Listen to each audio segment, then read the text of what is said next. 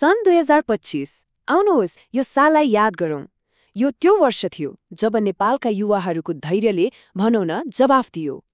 यो एउटा यस्तो मोड थियो जहाँ लाखौं युवाको मनमा एउटा सरल तर एकदमै गहिरो प्रश्नले जरा गाड्यो। एउटा यस्तो प्रश्न जसमा देशको भविष्य नै बदल्ने ताकत थियो। हो, यही शक्तिशाली प्रश्न, आखिर यो देश कसका लागि चल्दैछ? जुन कुरा पहिला चिया पसल र साथीभाइको गफमा मात्रै सीमित थियो, त्यो अब सडक, क्याम्पस अनि सोशल मिडियामा एउटा नयाँ आन्दोलनकै नारा बन्न पुग्यो। ल आउनुहोस्, यो जागरण किन र कसरी सुरु भयो यसका कारणहरूलाई अलिक गहिराईमा गएर हेरौँ। त्यसो भए कुरा के हो त? किन जागे त नेपालका युवा? ल सुरु गरौँ है त। सबैभन्दा पहिलो र सायद सबैभन्दा ठूलो कारण थियो भ्रष्टाचार अनि यो नेपो किड्स कल्चर।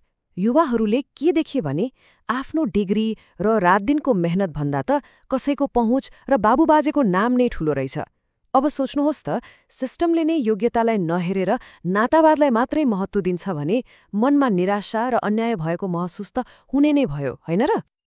तर कुरा यतिमा मात्रै सीमित थिएन। यो निराशाको जरा सामाजिक मुद्दाहरूमा मात्र थिएन। यसको पछाडि लामो समयदेखिको आर्थिक दबाव पनि थियो। अब अलिकति त्यो आर्थिक पाटोलाई पनि हेरौँ, जसले युवाहरूको रिसलाई झनै बढाइदिएको थियो।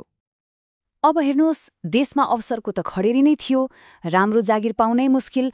ल आफ्नै केही व्यवसाय गरौँ न त भन्यो भने हजारौँवटा बाधा अड्चन। त्यसमाथि महँगीले त आकाशै छोएको। सामान्य जीवन चलाउन पनि हम्मे। जब आफ्नै देशमा भविष्य नै अन्धकार देखिन्छ, तब विदेश जानु रहर कहाँ हुन्छ र? त्यो त बाध्यता बन्छ। हो, यही बाध्यताले उनीहरूको मनमा निराशा मात्रै होइन, यो पुरै सिस्टमप्रति नै एउटा गहिरो रिस पैदा गरिदियो। अब यो चारैतिर फैलिएको रिसको माहौलमा सरकारको एउटा निर्णयले चाहिँ भनौँ न आगोमा घिउ थप्ने काम गर्यो। सामाजिक सञ्जाल माथिको प्रतिबन्ध त्यो झिल्को बन्यो जसले डडेलो नै लगाइदियो। सरकारले त भन्यो यो त अनलाइन प्लेटफर्मलाई रेगुलेट गर्न मात्रै हो। तर सोच्नुहोस् त, जुन पुस्ताको लागि इन्टरनेट भनेको पढ्ने ठाउँ पनि हो, कमाउने ठाउँ पनि हो अनि आफ्नो कुरा राख्ने चौतारी पनि हो, उनीहरूका लागि त यो अभिव्यक्ति स्वतन्त्रतामाथिको ठाडो हमला थियो। यो कुनै सामान्य नीति थिएन, यो त उनीहरूको जीवनशैली, उनीहरूको पहिचानमाथिको आक्रमण जस्तै थियो। अनि यही प्रतिबन्धको जवाफमा एउटा आवाज जन्मियो, हामी चुप लागेर बस्दैनौँ। यो अब केवल एउटा नारा रहेन, यो त एउटा सङ्कल्प बन्यो। यसले देशभरका युवाहरूलाई एकै ठाउँमा ल्यायो र उनीहरूको आवाजलाई पहिलेभन्दा कैयौं गुणा ठूलो बनाइदियो। यो उनीहरूको नयाँ आत्मविश्वासको प्रतीक थियो। ल हेर्नुहोस्, एकातिर आर्थिक समस्या, अर्कोतिर आफ्नो डिजिटल स्पेस पनि खोसिने डर।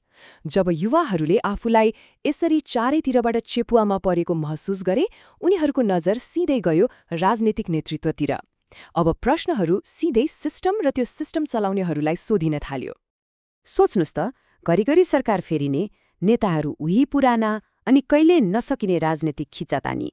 यो सबै अस्थिरताको बीचमा युवाहरूलाई के लाग्यो भने हाम्रो भविष्यको बारेमा सोच्ने त कोही पनि रहेनछ। राजनीतिक नेतृत्व त उनीहरूको कुरा सुन्नुको साटो आफ्नै कुर्सीको खेलमा व्यस्त देखियो। त्यसैले अब युवाहरू चुप लागेर बसेनन्, खालि निराशा मात्रै पोखेर पनि बसेनन्। उनीहरूले अब सिधा प्रश्न गर्न थाले, जवाफदेहिता खोज्न थाले। हाम्रो प्रतिनिधित्व कसले गर्छ? हाम्रो भविष्यको लागि तपाईहरूको योजना के छ? अब उनीहरूलाई गुनासो होइन, ठोस समाधान र स्पष्ट जवाफ चाहिएको थियो।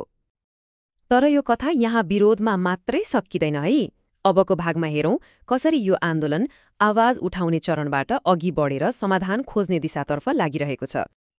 यो आन्दोलनको यात्रालाई हेर्ने हो भने यो एकदमै स्पष्ट छ। सुरु भयो असन्तुष्टिबाट, त्यो बदलियो विद्रोहमा र अब यो समाधानको खोजीमा छ।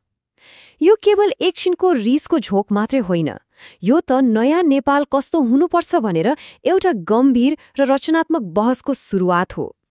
त्यसैले यो युवा जागरणलाई हामीले खालि असन्तुष्टिको आवाज भनेर मात्र बुझ्नु हुँदैन। यो त भविष्यको नेपाल कस्तो बन्न सक्छ भन्ने एउटा सम्भावित नक्सा हो, एउटा ब्लुप्रिन्ट हो। र हो, यही ब्लुप्रिन्टले नै देशमा साँच्चीकै केही राम्रो परिवर्तन हुन्छ कि भन्ने आशा जगाएको छ। र अब जाँदा जाँदै एउटा महत्त्वपूर्ण प्रश्न छोडेर जान चाहन्छु, के यो युवा आन्दोलनले साँच्चै नेपालको भविष्य बदल्न सक्ला त? र यदि सक्छ भने कति बदल्न सक्ला? खैर यसको जवाफ त आउने समयले नै देला। तर एउटा कुरा चाहिँ पक्का छ, अबको नेपाल पहिलेको जस्तो पक्कै पनि रहने छैन।